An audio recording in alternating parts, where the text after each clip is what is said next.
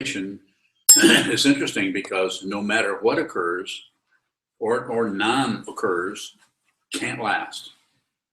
This whole situation that we're in, this so-called relative space of space and time, a human being born and going along, living, eating, sleeping, and so on, begins to take the attitude towards something of what is that? What is it? What does it mean to be a living being?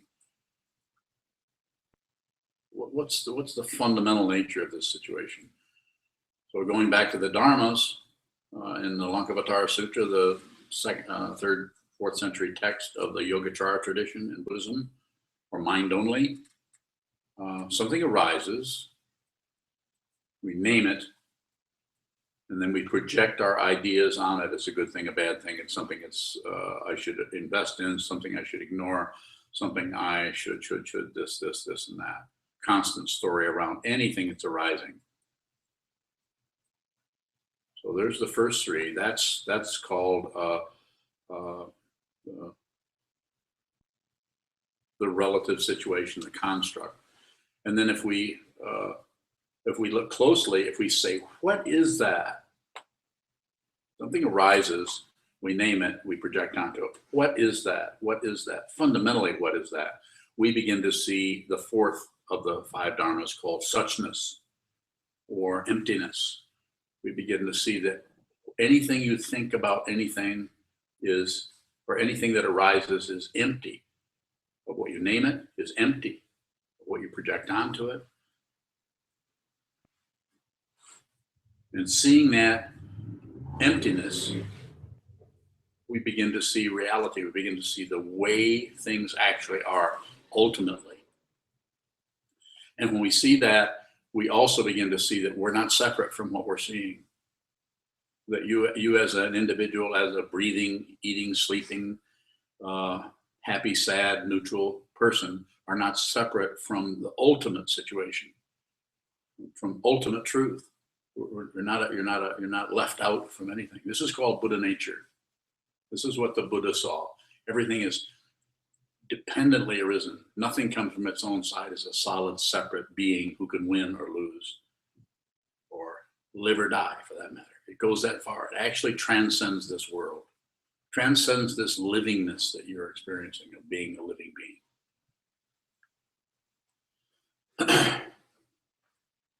Not everybody wants this. A lot of people just want to make money. A lot of people just want to try to take the relative situation and find out what's really works and what doesn't work, and keep what doesn't work away and get to what works, or what makes you happy, or what makes you money, or what makes you successful or popular or famous, or however you want to look at it. So a little bit of a relative, a little bit of asking why this, but we tend to do it, we tend to kind of overdo that. Why is this? And we tend to get all embroiled in that and feeling like they're eventually, the saying quite often is, I just need to figure this out. I need to figure this out. And which is, of course, the image I was looking at the other day is greyhound dogs going around chasing one of those little rabbits, stuffed rabbits. Never going to figure that out. Never going to catch that rabbit. It's a setup.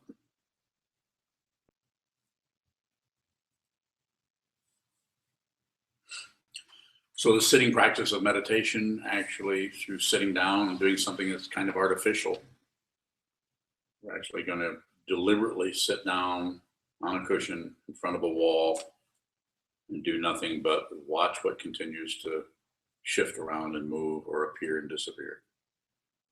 You might ask, why? And I would say because that works best. But if you said, what is that? Then I would say, it's not separate. It's not separate. You have to see it. We start out separate. I'm here, you're over there, there's a cushion, here's a laptop, here's a carved image of the Buddha, all separate situation, the relative truth is yelling at us constantly. Separate, separate. I'm over here. The whole political system, the whole legal system, the whole cultural context within which we find ourselves is constantly yelling at us, lecturing us, enjoining us to try to get success out of this relative situation. Try to get pleasure, try to get comfort, try to get all of this. A little bit, yes. So this is why Buddhism is often called the middle way. Not too tight, not too loose. A little bit, but to try to go, what we tend to do is we tend to go so far into it that we make demands on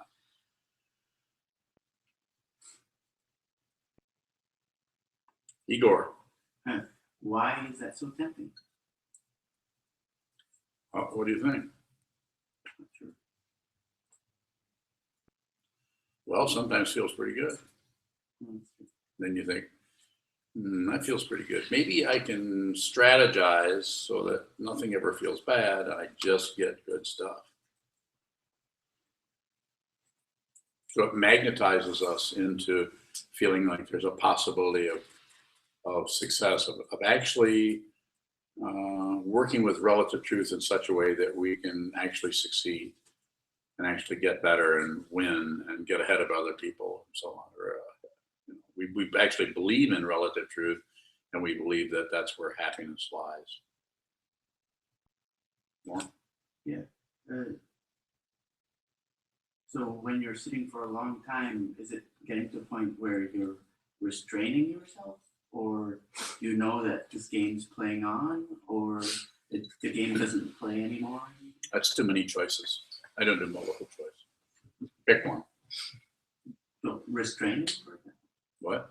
Has it become where you restrain yourself while this game still goes on?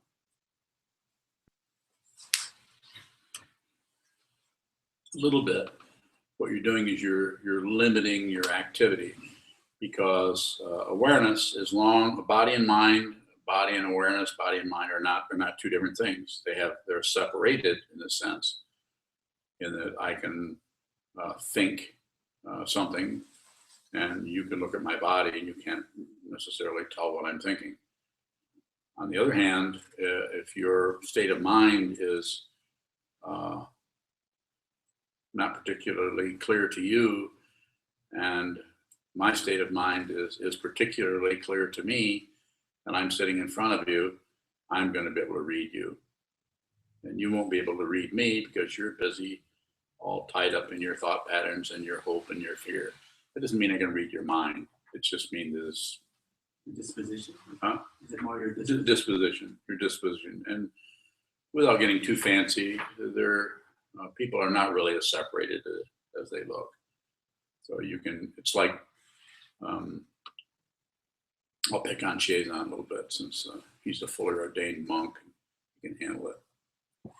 If Sokuzan is not happy, you can just walk in a room that he's sitting in, and if he's not happy, you can feel it.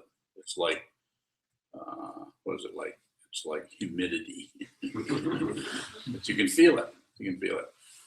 And so it's not that he's deliberately radiating that necessarily. He's just working with, and if you don't know him or haven't worked with him, haven't been around him, you might not even know what that is. You might not even pick up on it, depending on your own sensitivity or lack thereof.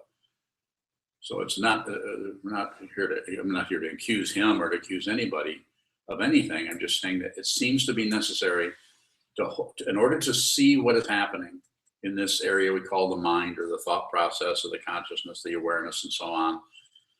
It seems to be necessary to take the body and hold it very, very still.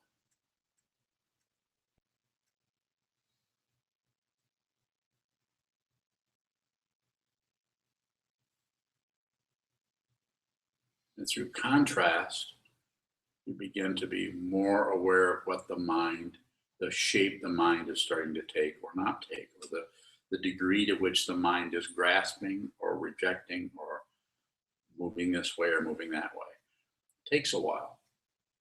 When I say it takes a while, it takes a long while for most people. And what is seen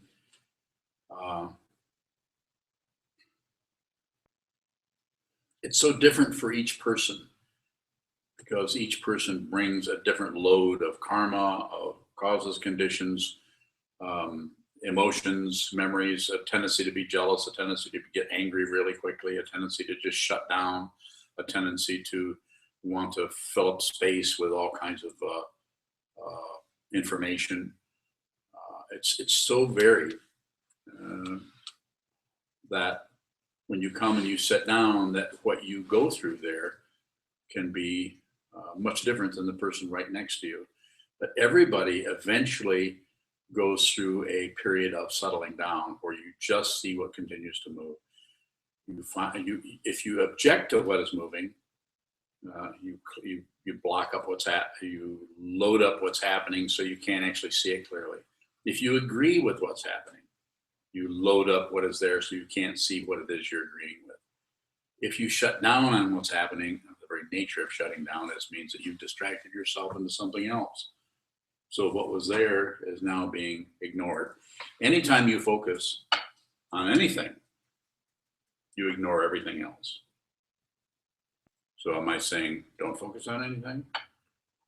No, I'm saying be aware when you're focused on one thing, on any one thing. Be aware when you're focusing that everything else is shutting down, or the light. It's like somebody turns down the rheostat or the light switch on everything else.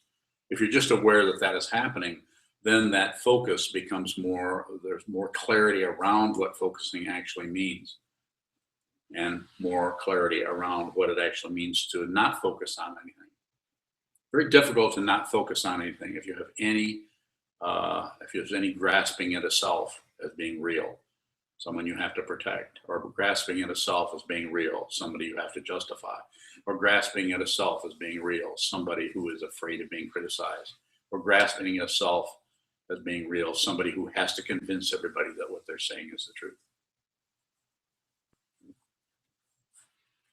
We all have our different versions of this. Questions? Yes, help me. Is naming already a projection or some kind of evaluation? It is, and we're not just talking about Buddha or chair, but an actual separation, an actual activity of not only naming it, but having the quality of naming actually separate ourselves out of it, so we're thinking of it as a separate thing. So can you have awareness before naming, or how would you? Yes, you can recognize? Yeah, you want to know what that feels like? You won't know what anything is. But you're fine with that because you know if it's necessary to know what it is, it will appear. This is another way of talking about trust. People don't trust anything. They don't trust their environment. They don't trust their lives. They don't trust. When I say trust, I'm not saying turn over your life and say, well, I'm just going to trust you. Do whatever you want to do. I'm saying be part of that very situation that you trust. Actually see that what you're trusting is your own fundamental nature. You know, the woman, Byron Katie, who talks about who had a spontaneous awakening, not based on meditation or awareness practice, but based on unknown causes and conditions that have to do with her karma, but a really kind of an amazing woman who at some point many years ago, the bottom of her identity just dropped out, and she found herself not knowing who she was. And on top of that, or including in that, not knowing what anything else was. You couldn't remember the names of things. And this is to someone who is no longer grasping at a self or grasping at an other. But generally speaking, they may not have the experience she has had. But when they look at something, the first thing that happens isn't necessarily the name of it. And it isn't necessarily a focus on just that person or that thing or that situation. Everything is being seen. The smoke from the incense, what's moving outside the window, the tinnitus inside your ears. Seems like that the space between awareness and naming is naming's automatic. It's like it seems automatic. It seems automatic, but what is that? That's awareness. It's awareness that sees that it seems automatic. Well, if awareness sees that, then more training, train the mind, strengthen the awareness to see even deeper, to see what's between the finger snap and what the finger snap was pointing to. It's difficult to do that because it's not productive of a result. It's not productive of anything. Something is productive of a result is based on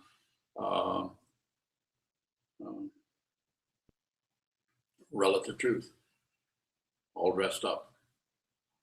But something that is that we just see no separation. It's not a matter of cause and effect or some kind of activity and a result. It's just bare attention or bare or fundamental awareness of what is occurring, which is not much. So it's not like this happens and this happens. More.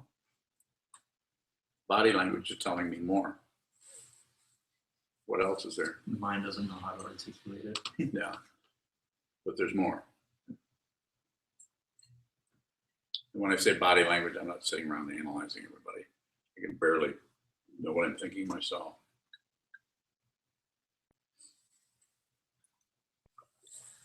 Yes. What is naming? It's a way of talking about the initial load of interpretation that we bring to anything that occurs. It's just a way of talking. It's not the actual naming stick, Buddha, table, rug. Not saying it's not just that. It's the initial, the knee jerk.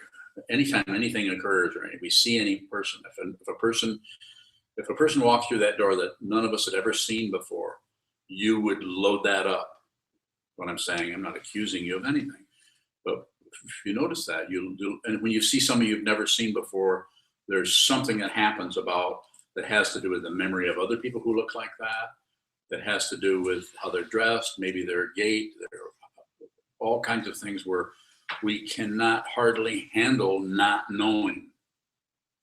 Not knowing is very frightening to ego or self-centeredness. So we bring a lot of knowing and it's called projection onto it. So that says something arises, we name it, and then we project onto it. And I don't have access right now to the Chinese characters, or for that matter, Sanskrit characters that originally that was translated out of, or we might have a better idea of what was being talked about. But that's how I understand it. That first kind of a reaction to anything that occurs. If you start to see things without reaction, you don't know what they are. And the other thing that happens, and this is something I talk about every now and then, that it starts to look like you, because you're not really separate from anything. So it's a very, very personal way of talking about it. You start to see yourself everywhere.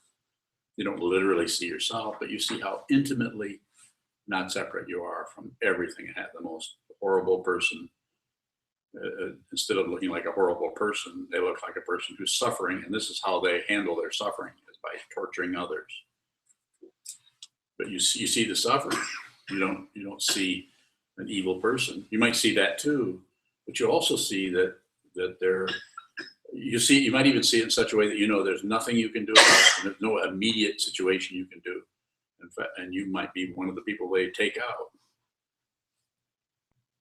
Awareness. It's amazing and terrifying to wake up as a grain of sand.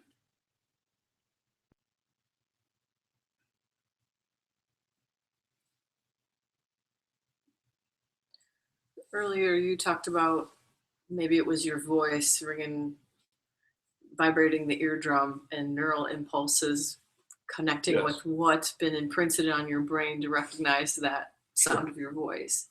Or like with the guy walking in the door, if that vision is interfacing with what we're familiar with, that naming seems to come up by the time you're aware of it. So how could that naming not occur with awareness? I'll take a stab at it. It is difficult to talk in relative terms about that kind of situation that is not separate, because it's difficult to talk about its parts because there aren't any parts. It is completely not separate. As long as there's some kind of separation going on, then we tend to parse it out. But if there's no separation going on, there's no perceived separation, there's just, and I'm not saying you're perceiving unity. That might be a little bit too idealistic. Or even the word mind only sometimes is considered a little idealistic. But not separate is a negative way, via negativa, of talking about the nature of our life, our experience. It's not separate. Things are not, the very apparently separated things fundamentally are not separate. So then the very thing that you asked about and the no separation happen at once, because what I said was what? Not separate. Everything is not. It's not, there's not some special thing that's not separate from something else. It means nothing is separated from anything. So anything you say is included. The most evil person is included. The little neural pathways thing that you were talking about, all of that is not separate. So the consciousness does not belong to anyone. You think you're aware of stuff. That's the beginning of meditation. And I say, keep going until you see, till you understand, till you look out through these eyes and this body, mind, and see that you're not separate from anything. It is at once profound and ordinary at the same time. And there's really nothing to defend or promote. That being said, you still may promote things and you may do a lot of things, but it will happen out of your the immediacy of your no separation. So you may find yourself doing things that you're not thinking up ahead of time. Ego has a really hard time with that, because ego doesn't want to look bad. So if this highly sensitive person you're looking at here, if I did not want to look bad, I would not get up on this platform, because this is a big risk. Especially when I have no plan. I have no idea what I'm going to talk about, other than what you and I talked about. That's how this occurred.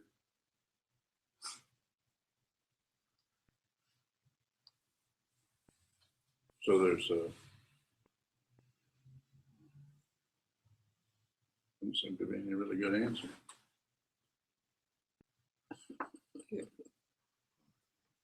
Go ahead.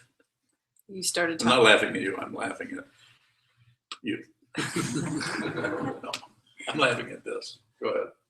You started talking about the five dharmas and Yes. the three natures. Is another teaching that kind of It supports does. that.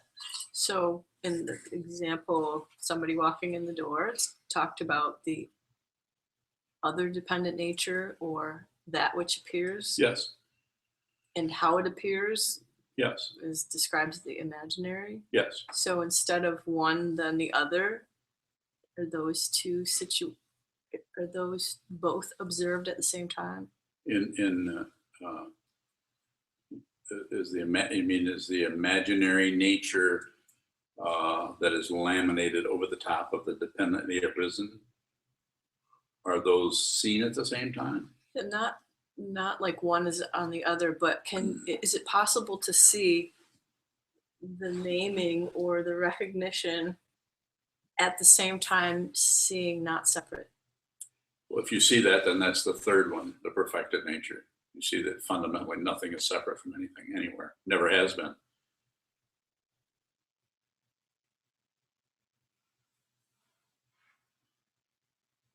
The amazing thing about it is when no separation begins to arise, is it's so complete that you don't even get to get rid of your ego. You don't really get to be even right. You don't get to get away from the confusion. You really don't get to get away from anything. You're not separate from everything. You're not separate from the intense rage that some people have. Not separate from that. You're not separate from the horrible emotions and fear and depression that some people have. You're not separate from that anymore. Just because you're all wonderful. It's not that kind of awakening where you wake up separate from everybody else and you're okay, and the rest of the world, they need to catch on and realize how great life is. So it's not that kind of Pollyanna situation or heaven realm. It's fundamental reality that is no longer is at war with anything.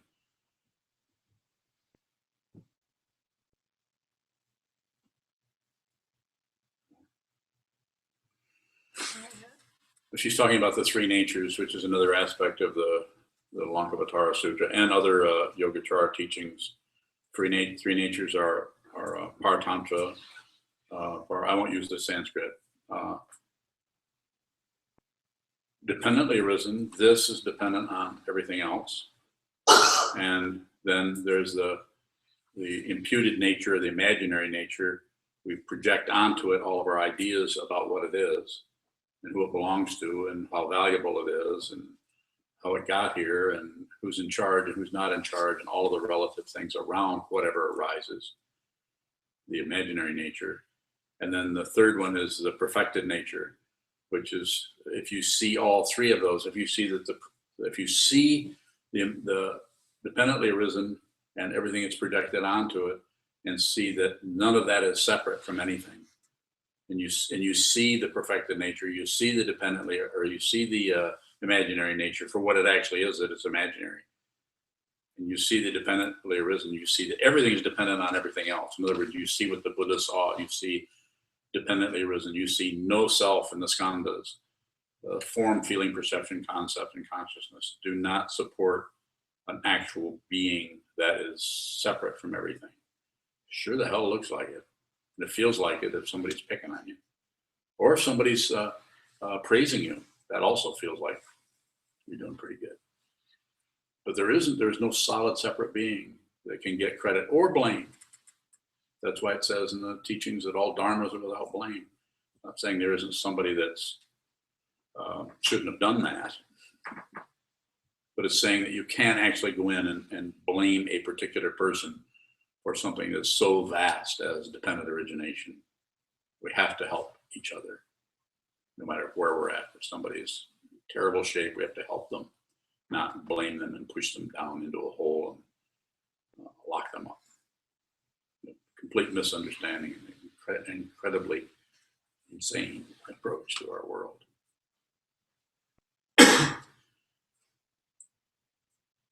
So if you see that, then you see the perfected nature. You see that everything is exactly as it needs to be.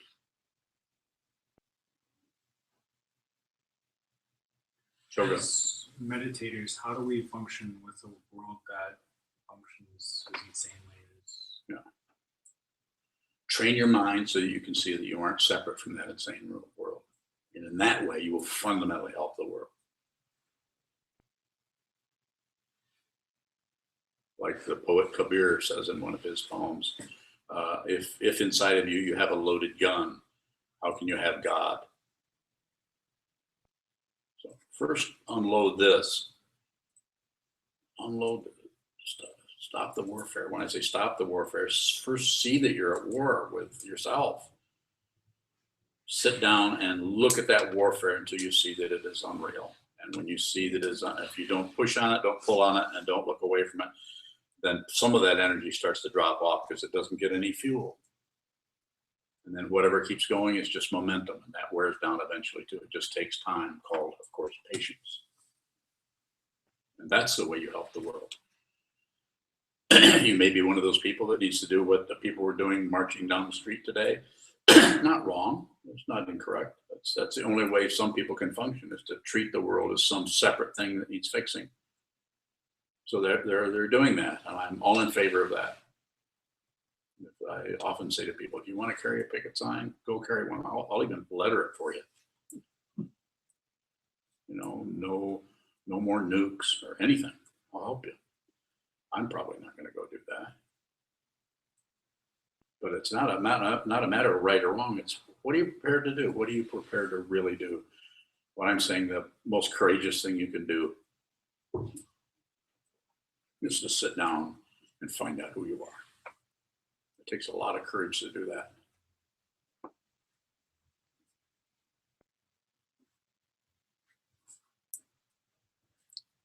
Sir, Do those two really rule each other out? pardon me? Do those two really rule each other out? I mean, I feel How so?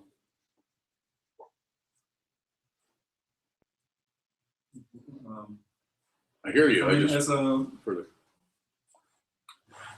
as a householder, Yes, somebody who seriously meditates yes, and strives for seeing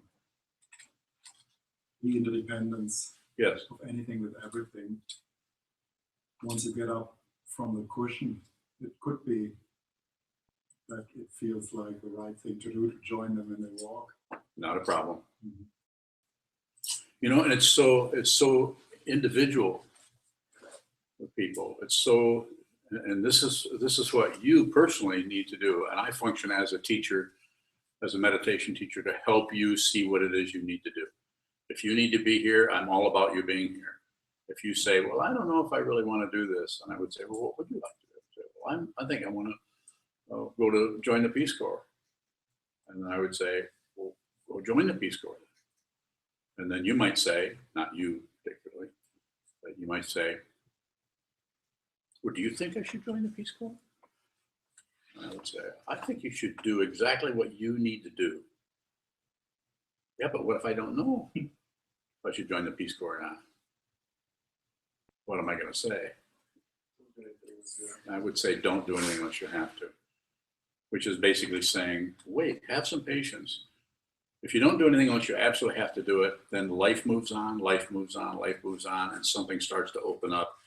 And it opens up in such a way that you can see it very clearly because you've been patient enough to not jump into something ahead of time as if it was some kind of a casino or something. Well, I better do this now, or the odds might change.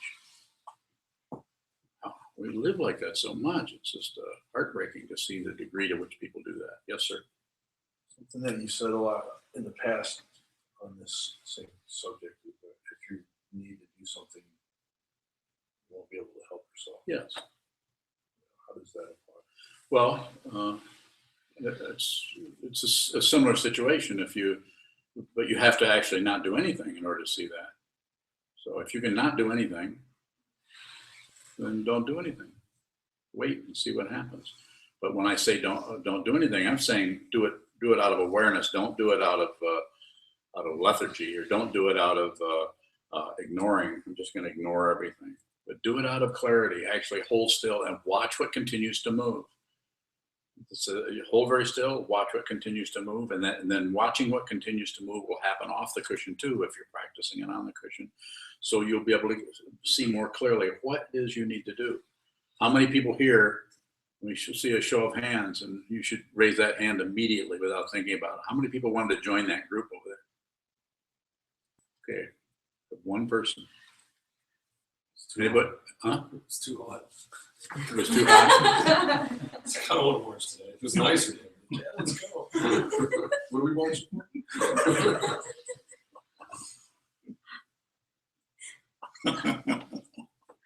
That's funny. Just being honest. No, you're not. Stop bragging. Just being honest. So that's, it's not a test. We're not trying to say you should feel or shouldn't feel or something, but it's interesting how our looking at something like that, how it brings up different kind of, thoughts about that, about what they're doing. And the whole thing with Enbridge and the oil thing, I'm totally upset about that. If you know a little bit about that stuff, it's horrible. There's these people that only are thinking about money, apparently, and want to put oil lines to get their oil from here to there so they can make money, and don't care anything about all the rivers and streams. The Kalamazoo River is an absolute mess because of some oil pipeline that I didn't know anything about. A lot of people didn't until it broke and flooded the river full of oil. They're still cleaning it up. So it's difficult. Yes. And I was talking with Arthur on the way back. Some people's jobs are dependent on that kind of work. How do you reconcile those things? I don't know. I don't know if there is a way to, it's so complicated and it's so dependently arisen, but we don't like that. We don't want to see that. This is such an incredible network of confusion. All of the, it's like, well, aren't you going to vote? Well, you know, aren't you going to participate in this crazy situation that looks like you have a say? You know, it doesn't look too much like you have any, the voting doesn't seem to show up. I mean, people vote, but yet we have intense corporations that are totally controlling everything. It's getting more and more intense. So my recommendation to people is find out who you are. That's something you have some say-so about. You can actually sit down on your cushion and find out before your death, which is going to come. You may not be able to help in the situation with politics or oil spills or all of that, or you may. Again, I'm not trying to stop you from doing that or convince you to do otherwise. If you need to do that, then somebody's got to do that stuff. Please go do it. But somebody, it might be a good idea to actually train your mind also, and actually become sane.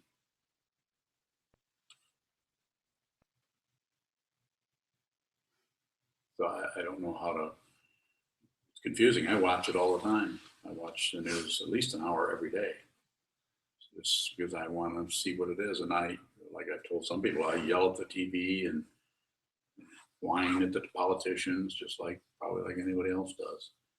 But I don't believe any of it. Yes. So how does training our mind help us become sane? The way you become sane is you see how crazy you are.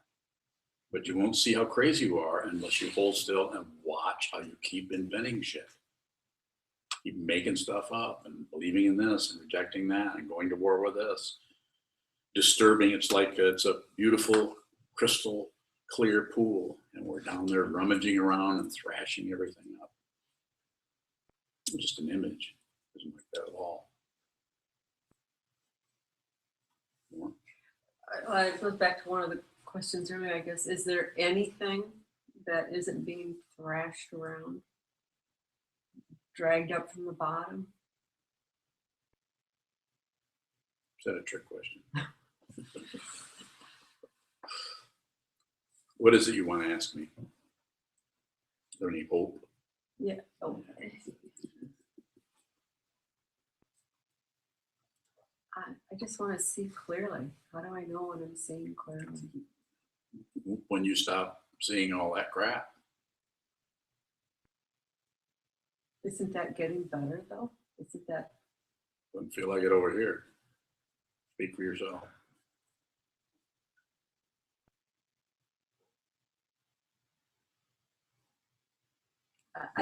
Well, it's tied into the second noble truth too, I guess. It's if someone behaves a certain way or I behave a certain way and I don't like it and I want to do something about it,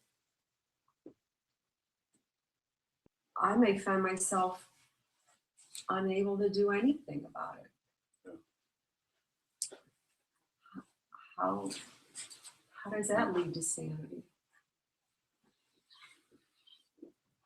We're going around. Ask me a straight question. I don't know how to work with those kind of questions.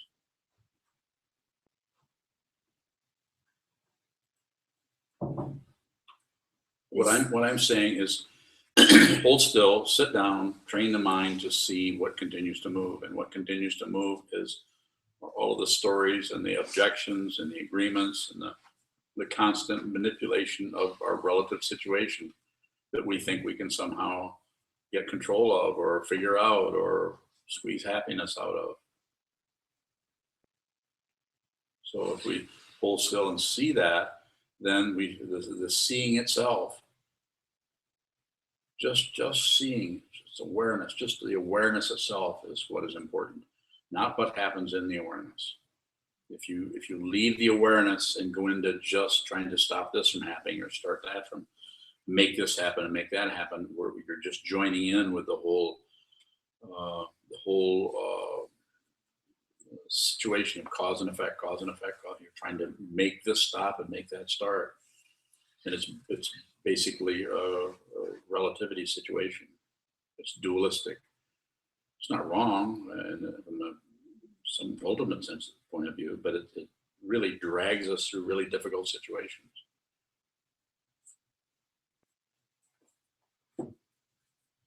And all that being said, if someone feels like they should do anything, it seems to be the opposite of what I'm saying, I would say, do whatever you need to do. Do whatever you need to do. The right and wrong situation you're not going to be able to really understand that and get some kind of backup. Well, at least I know what I'm doing is right.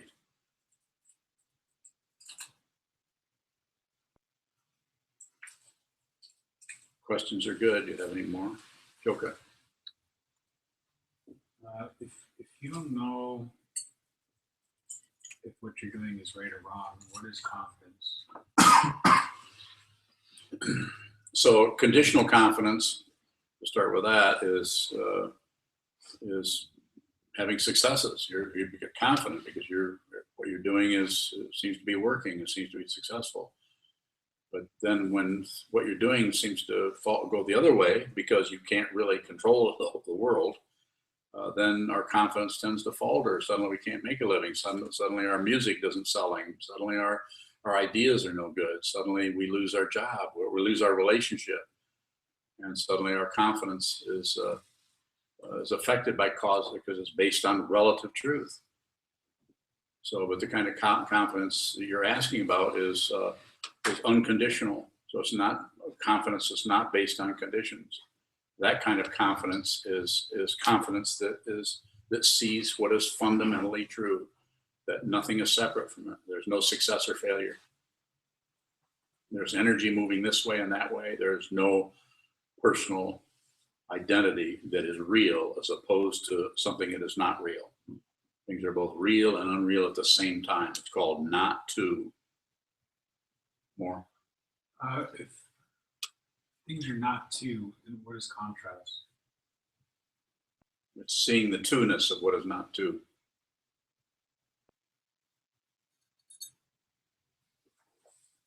Like I'm here, the important guy up on a thing, and you're a lowly person down there, a student. Contrast. But from this point of view, I don't see, I'm a spokesman for this teaching, having studied it for a long time. But it's yours. It's yours. You can see this. I'm going to be gone. I'm old. I'm going to be gone. But everyone in here, you can see this yourself. You don't have to necessarily become a Buddhist. I think it would help you to do that because it's more glue to get you to stick to this situation. This is available. This is your birthright, as has been said. It's your birthright to understand reality yourself as a human, as a living being in this incredible universe that stops right there and is endless that way. If you look down, you see the floor. If you look up, you can't find the end of that. I'm talking about outer space. I'm not talking about those lamps. You can't see the end of it. You can't find the end of it. It's called relative truth and absolute truth, right in front of you. Right in front of you. Form and emptiness, right in front of you. Contrast. And if you live there, then nothing is any more a problem. Nothing is a problem anymore. Everything is just fundamentally what it is. More?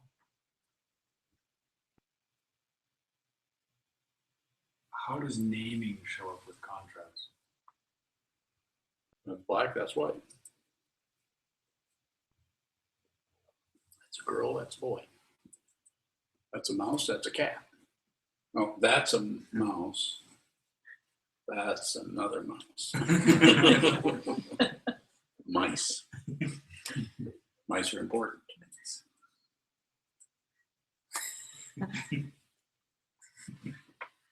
More.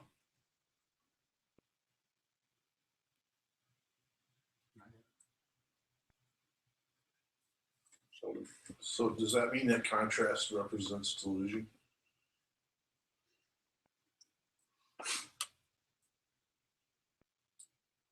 You know, in a way, but it's, the idea is by seeing the contrast, you still see the difference, but you see they're the same. But one gets its meaning from the other one. Life and death. You can't have life without death. You can't have death without life. They get their meaning from each other. It's non-dual, not two. Night and day, up and down, back and forth. Success and failure. That's why quite often very, very primitive people don't have a strong success and failure situation. They're just failures. They're all poor. They all live in a little village and run around with bare feet, and they're happier than most people, at least according to Jireen, who lived in Africa with people who had nothing. So they were just happy as can be, extremely friendly and happy. Not something I'm particularly promoting. Yes, sir. Good question? No. Okay. More, Shelley?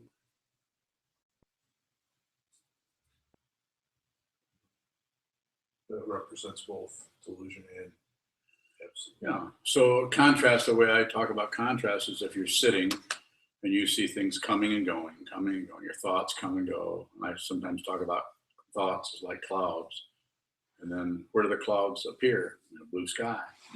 There's a contrast. You have the kind of clouds are doing this, but then the blue sky isn't doing anything. Blue sky is totally accommodating.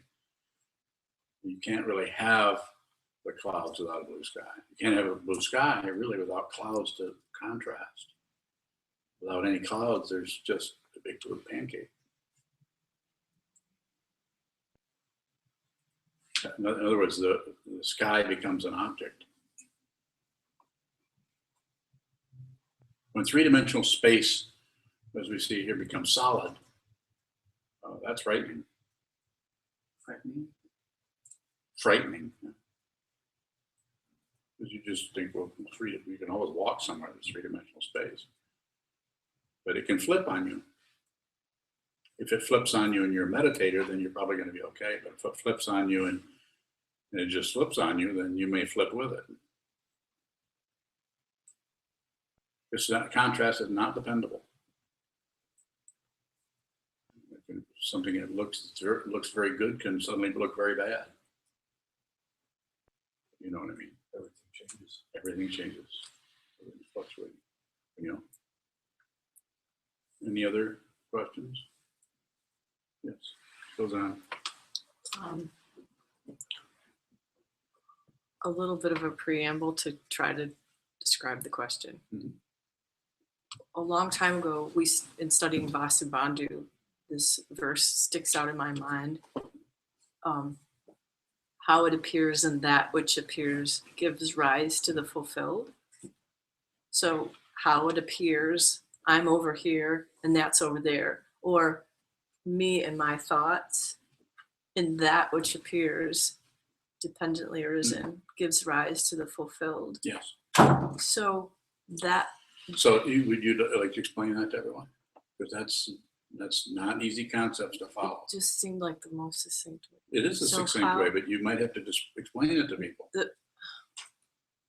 If I understand this right, Vasubandhu describes the three own beings, or to me it seems like the three ways of being of how the situation. So how it appears is the imaginary part, the part we make up. How it appears in that which appears. Okay, go ahead. That which appears, that is the dependent nature or not separate. So like we were talking about the sound ringing the eardrum, who does the sound and who's responsible for the thoughts that arise? It's dependent, completely, entirely, infinitely interdependent. How it appears in that soup of interdependence gives rise to The fulfilled. fulfilled, or the ultimate situation, Yeah. or how could you say that? So if how it appears, what this looks like is dependently arisen without our permission, so to speak, I find myself not trusting the motivation of how it appears or that imagined situation. Who knows what that Okay, is? what's your question? So I find I'm not trusting Mhm. how it appears. When you talk about trust, what is the trust? When I say trust, and that's something I've said before, is you don't trust what appears. You trust the space in which it appears. In order to see the space in which things appear, you have to really look at what is appearing. But you look at the space in which it appears, because the space in which it appears doesn't do anything. You trust that, and whatever is appearing will disappear. It appears, it disappears. It appears, it disappears.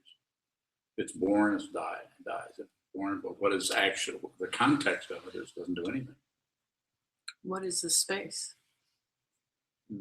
Just space, openness, awareness, consciousness. What's that? It's actually, you ever heard of a fluffernutter? Just a second ago. Yeah. It's like marshmallows like space.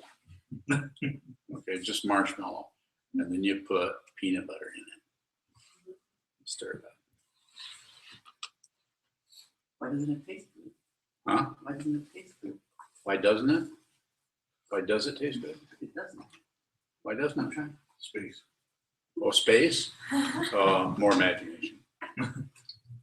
Yes. Senchu, How do we trust space? by looking really closely at what arises in it and what falls away without grasping at it, without rejecting it, and without shutting down on it. By just even no matter how scary it gets, don't reject it. No matter how seductive it gets, don't reach for it. No matter how disinterested we are in it, don't look away from it. Don't distract yourself. And by doing that, we begin to register the space in which it occurs. Yes, Anna Maria. Is what space does with what arises and disappears not separate from when you face the wall, not You're not just there. attaching to? Yeah, you're just watching. You're just an observer. You're sitting by a pond watching fish. It's very ordinary. You're just there. Are we that space? Yeah.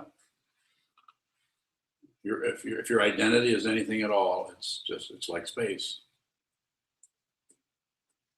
You might not know that until the body collapses and goes back into the ground. Then you may realize it. But then you'll forget about it and be born again, and then you'll go through this whole thing. Good luck. How do you see the contrast between the space and what arises? By not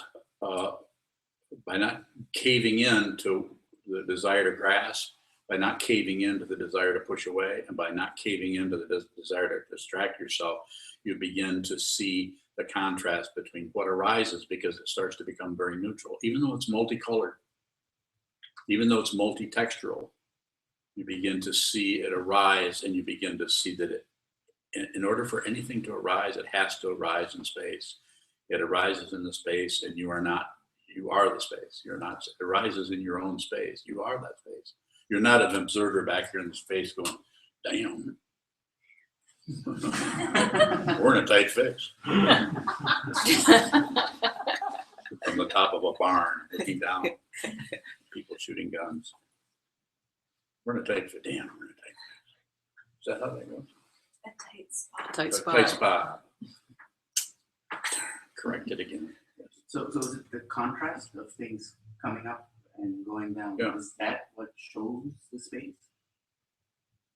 Yeah, the movement shows the space, but you don't accept, reject, or ignore whatever is there.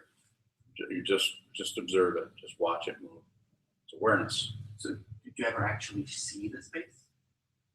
But you can't see space. Space is the place.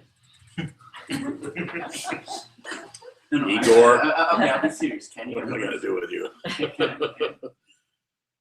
You're not separate from the space. It looks like you see the space as the negative part of what's positive. It's like a figure ground in painting or drawing. You look at figure ground, figure, and then the ground that it's on. Music does that too.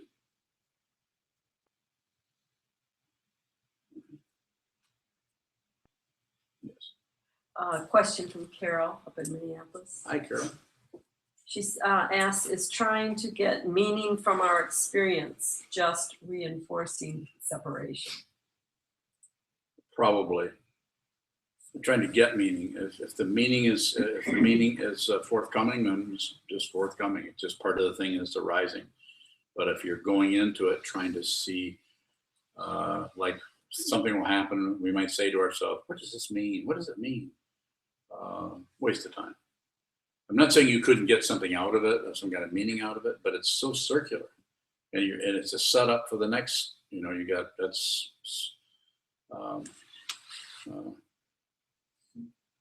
Act 1, Scene 2, around and around and around and around. It just keeps going and going. It's not wrong. It's just circular, and it leads to more difficulty, more than likely.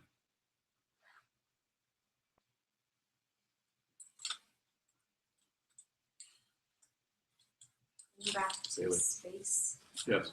The way that you're talking about it makes me see space as something that's constant with other things coming and going. Is that incorrect? So, well, the idea of constant is probably the incorrect part. So everything changes, including space. Space is a concept. Anything you can name, anything, it's not going to last, including space. Nothing lasts. That's why it's so amazing, and that's why it's so hard to kind of get it. And that's why when we even highly intelligent, are we mammals? We're mammals. Highly intelligent mammals that are, like Einstein and all the particle physicists and everything, they can't figure it out. Even looking very closely down at, what they don't know, but they keep thinking they're gonna know. You notice that? Eventually, we're getting to the bottom of this. But now that they go into it, they're not sure if things are particles or waves. And then what's the other theory beyond that? String theory. What does that mean? String theory. It's like what are we talking about? And it's not that there might not be some kind of resolution that'll take us into anti-gravity machines and we'll be able to go into black holes and end up in the 18th century. I'm not saying, I'm not against science fiction. I'm all for it. Let's go there. Anything else? Yes, please. So things continue to move when you sit still, and everything changes. Yes. Does the space continue to move?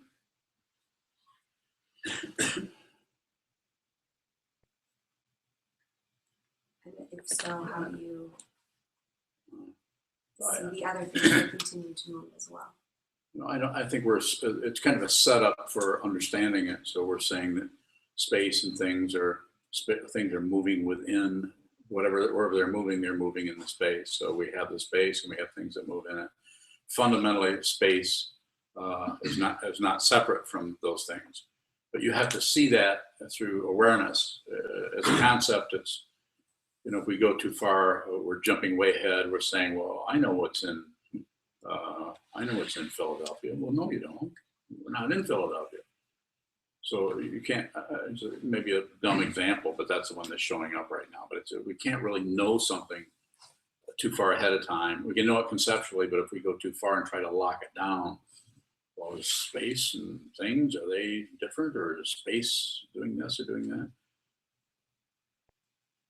So we're using that as a model to encourage us to train our minds to see what continues to move and falls back. Fundamentally, my understanding is that using those concepts, that a definition of phenomena in space, that they wouldn't be separate. It's called form and emptiness. It's like the sutra we do in the morning. It says when we do at night we'll do tonight in English. The Heart Sutra says form is emptiness, emptiness is form. Same is true of feeling, perception, memory, and consciousness. So that anything that appears is actually empty, even though it's solid. So there's an area there that could be looked at closer. When you go into retreat, you can study that. We'll give you the heart surgery to take into retreat. Yes, sir, Frank. When we're observing the things that continue to move, like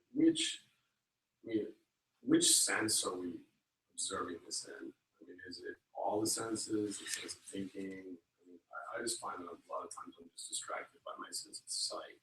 You know, when you're looking at the wall, that seems to be the focus is, what you're actually seeing. And What's your question? what sense do you normally see? Like what, when you say you observe what continues to move, which sense should you be observing this in? All of them.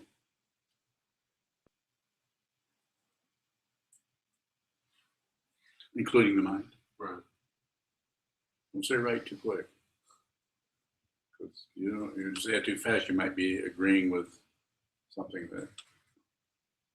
No, you're just kind of light as you say right. Yeah, I know. Me too. Yes. So are we observing all the senses at the same time? Right.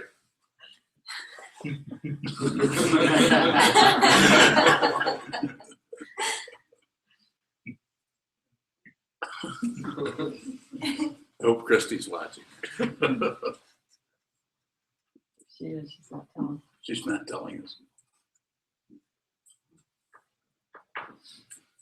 So it would come and go. It would, it would go this way and move that way, and it would move around. But eventually, it kind of levels out, and we just have a sense of spaciousness in which things are moving, coming and going, coming and going. And there's more and more of a feeling of being not really disinterested, but not particularly grasping on or pushing, or no like investment in it. We're very interested in how it appears, watching it come and go, but there's no strong personalization of it, I'd say. Further questions, please, before we close? When I meditate sometimes and I focus on the sense perceptions, I find myself naming. Okay. We're in the church bell. One, You say it in that voice? two. Like that. Like Sister Helen. Do you say it in Spanish? Sometimes. Say I am naming the church bells in Spanish. Ahora estoy viendo las campanas de la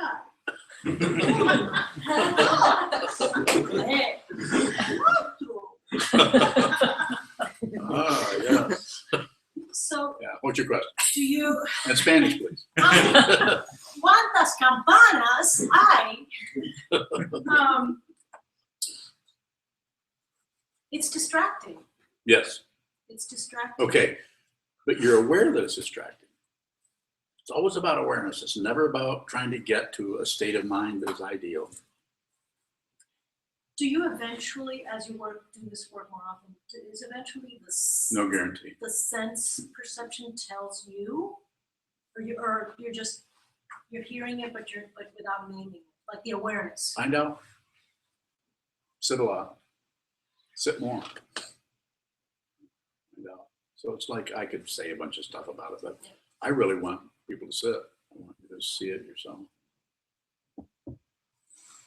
Further questions?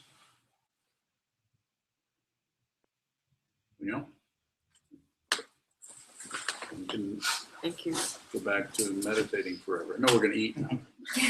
That's it.